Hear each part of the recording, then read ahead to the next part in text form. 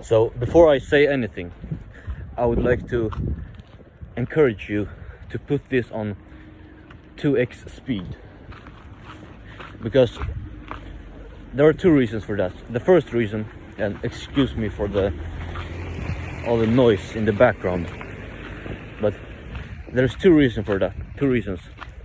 The first reason is that you're simply not wasting any time then, because we live in a very competitive world, and the expression money loves speed is very true. And I've always found that if I do something I call it with aggression. So if I have a task, it can even be an intellectual task, I always attack it with aggression, like it's my sparring partner, like it's some guy who fucked a girl I want or something like that. So even if it's just a meal, even if it's just I'm gonna eat a bunch of potatoes and I know that I should do it as quickly as possible, even then I anthropomorphize the meal, meaning that I make it into human, and then I attack it. I attack it with all my force. So I recommend you do that with this video as well, that you put it on 2x speed and then you consume it, you eat it like a shark eating a human, like that.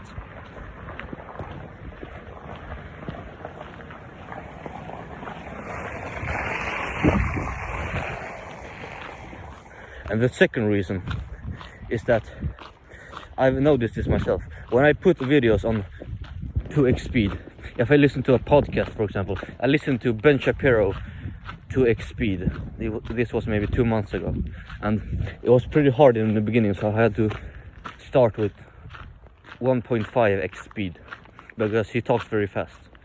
But then eventually I got accustomed to it, and it just my brain, I could feel it in my brain.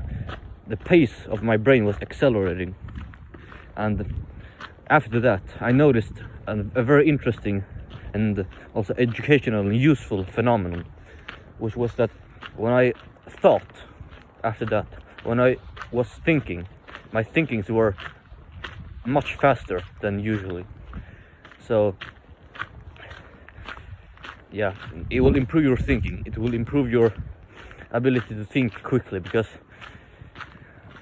let's say you have a gold mine, and the gold mine is full of gold, and it's whoever gets there the quickest that gets all the gold, and the other ones get nothing. So yeah, those are the reasons. Now, I decided to start this YouTube channel for several reasons. So first of all, I simply want to improve my ability to articulate myself. I want to become more articulate, because I was not blessed by growing up in a native English speaking country with native English speaking parents and native English speaking peers. So I had to learn the hard way, and my goal is to get maybe not an accent that's completely void of any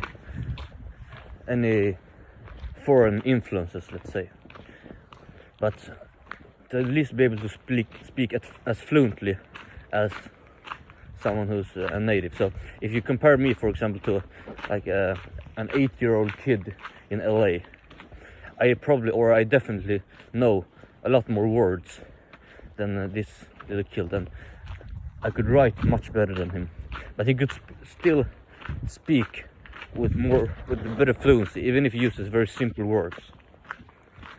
So yeah, it's kind of embarrassing that, so I have to improve my English speaking abilities.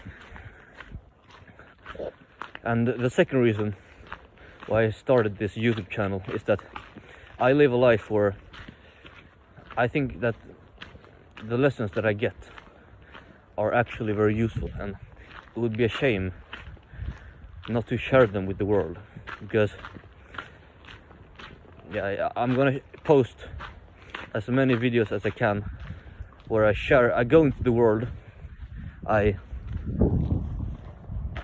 have an experience, maybe painful experience, maybe just thoughtful experience, and then I extract the lesson as best as I can, and then I try to articulate this lesson to you guys. And it's also just a way of committing yourself. If you start a YouTube channel, which I would recommend you do, then you will always have that pressure to upload more videos. And even if you just get 50 views, if you get 20 views regularly, and then suddenly you get 50 views, then it will give you a big boost, a big confidence boost, and it will bring you to see that if you continue this way, then this might turn out to be something great. And it will just force you to upload, and it will force you to upload content that is valuable, and it will force you to be able to be more articulate. And another reason why you should start a YouTube channel is that if you learn the algorithm, you don't just learn about some technological phenomenon that's called the algorithm, because the algorithm, while it has a very, not very colorful name, it says a lot about human nature. So if you notice that this thumbnail or this title performs very well, and this type of content performs very well, then you can bring that into your conversations.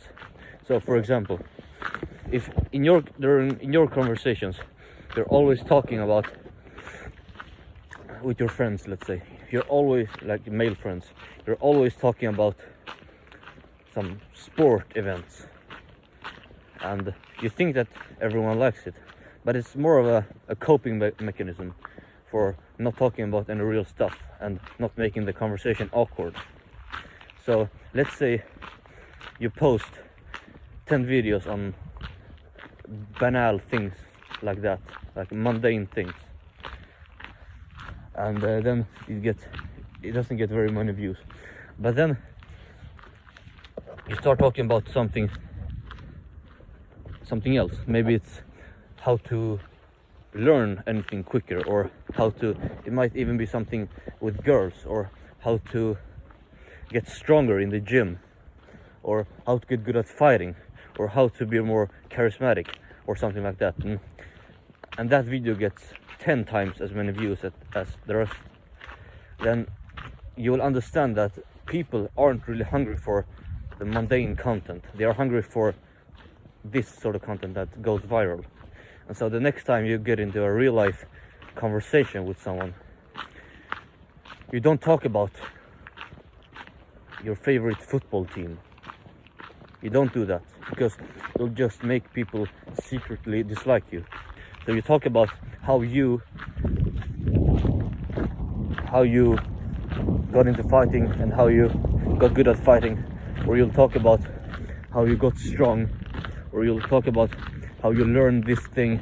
You talk about the lessons you've learned, or whatever it is, whatever goes viral.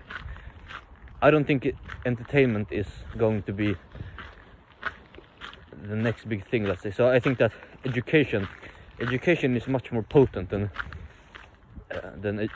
entertainment, because education actually gives people a reason to come back, because they understand that that's something they should be doing, whereas entertainment is just something that they do with a sense of guilt.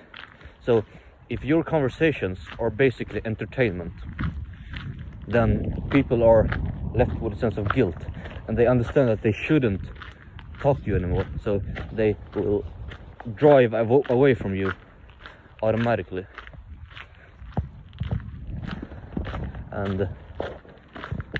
But if your conversations are based on education, or on the lessons you've learned, on your stories and how you can extract something valuable from them, then I suspect that people are gonna like you much more. And yeah, so that's a very, very important reason why you should start a YouTube channel. Even if you don't get any views, it will still be good. But if you get just a little bit of views, and you can sort of decipher what content goes viral, what performs, what underperforms, and so on, then you'll understand the human nature much better. And then you can look on your what is it called, the viewer statistics, and you can see if it's only women that like what you're talking about, then it's probably not gonna go so well in real life conversations with guys. And if it's only old people that listen to what you have to say, then while that might be good for, you know, growing your YouTube channel with older people as your primary viewer group, then you might not be able to apply that as well with younger people in real life conversations. As I suspect that if you're watching this, you're probably a younger person. So yeah, I'm gonna be posting some thoughts I have. I'm gonna be posting some lessons, and yeah, if you watch this and you think that this setting, or like now it's dark outside, I'm walking, there's quite a bit of background noise, I suspect. If you think I should try to do it in a quieter place, then write me in the comments. And I will never ever turn the comments off, because I'm not a pussy. So, you know, it just makes me so angry when you have some big corporation with like 12 million subscribers and they turn the comments off, like BBC or some CNN or something like that. They turn the comments off. That's just such a blatant arrogance. If you can't handle criticism, then yeah, you shouldn't post. So yeah.